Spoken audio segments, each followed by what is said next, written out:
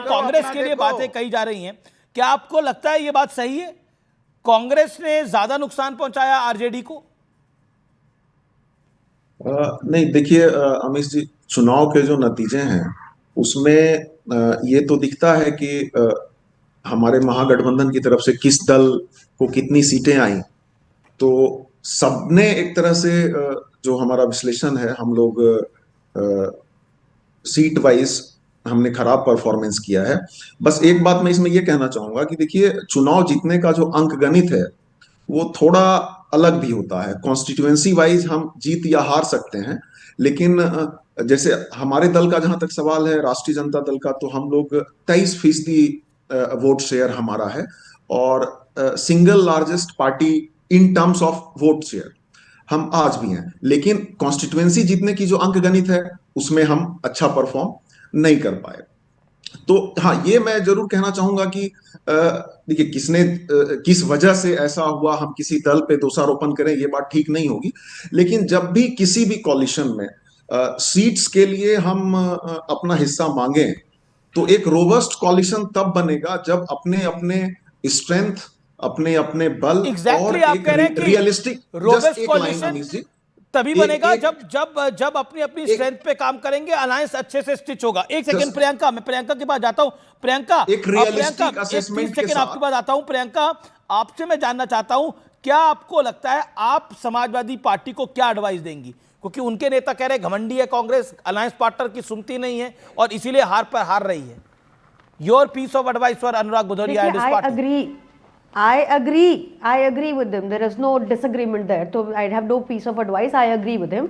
In fact, हमने ये देख लिया था हरियाणा के बाद, दिल्ली के बाद, we'd seen and recognized this. In fact, जब हम लोग सक्सेसफुल हुए थे एज एन अलायंस कि हमने बीजेपी को जो वो 400 लाना चाहते थे और संविधान बदलना चाहते थे, हम सब साथ आए और हम बीजेपी को उस पर्पस से रोक पाए। बट देन कांग्रेस का रवैया उसके बाद बहुत ही अनग्रेटफुल और बहुत ही एरोगेंस वाला था, which is visible to all. आप अभी आरजेडी से बात कर रहे थे, मेरा बहुत हम्बली उनको ये कहना है कि मुझे लगता है कि अगर वो अलायंस में नहीं होते तो मुझे डेफिनेटली लगता है वो जीत भी सकते थे, क्योंकि उनके अगर कांग्रेस के साथ अलायंस नहीं होता तो आरजेडी जीत सकती थी। तो समाजवादी पार्टी को तो चुनाव में जाना है, इनको क्या बोलेंगी, कांग्रेस के साथ जाए या ना जाए? मैं तो बहुत क्लियर हूं अपने स्टैंड में। मुझे लगता है कि कांग्रेस के साथ जाना है सुसाइड। मुझे कांग्रेस के साथ जाना सुसाइड आपकी राय के अंदर? नहीं है कि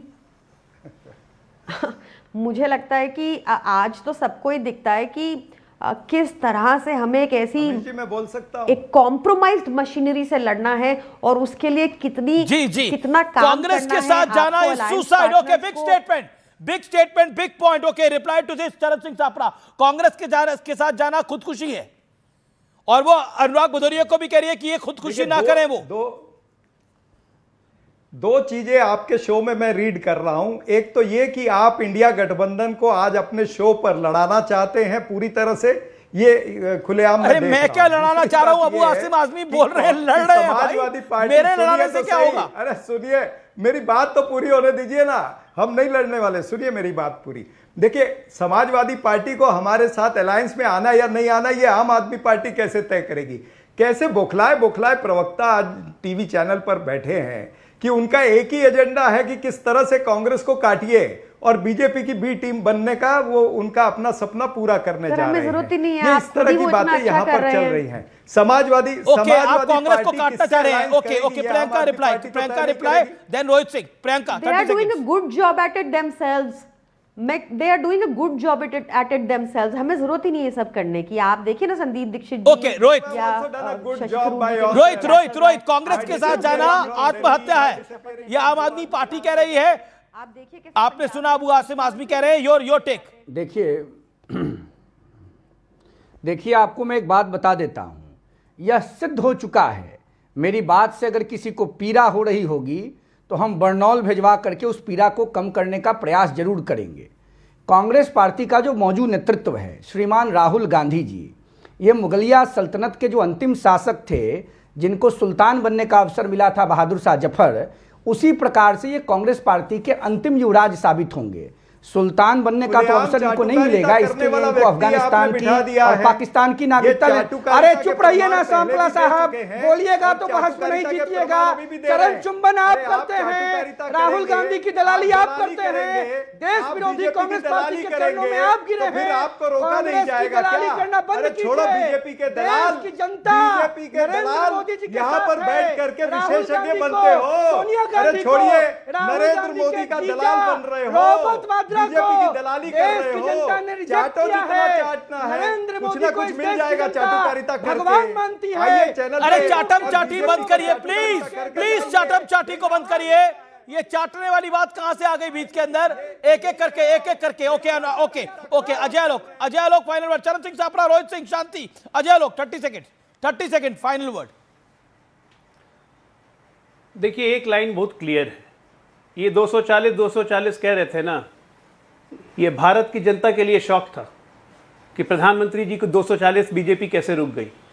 और उसके बाद के लगातार के विधानसभा चुनाव में हर चुनाव में मत प्रतिशत बढ़ते गए। जनता ने निकल के वोट दिया कि दोबारा ये गलती ना हो, चाहे वो महाराष्ट्र हो, चाहे वो हरियाणा हो, चाहे वो दिल्ली हो और अब बिहार हो।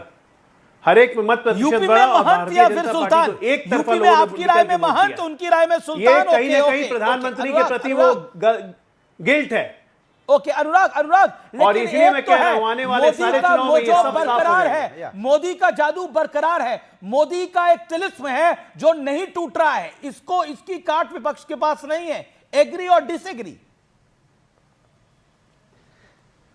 देखिए मैंने आपको पहले बोला फिर बोल रहा हूं, 200 बार बार ये बात करें, 240 पे सिमटे थे ना ये, आखिर फिर लगातार इतना सीटें कैसे आ रही, यही तो चिंता की बात है। फिर कैसे आ रही है? जनता दे रही है भाई। 240 भी जनता ने झोली में डाली, उसके बाद हरियाणा, महाराष्ट्र, दिल्ली और अब बिहार भी झोली में डाला, जैसे आपकी झोली में सीटें डाली थी। कमाल की बात है। मैं ब्रेक के लिए रुक रहा हूं। आर पार में फिलहाल आज के लिए इतना ही। आपको मेरा नमस्कार, टेक केयर।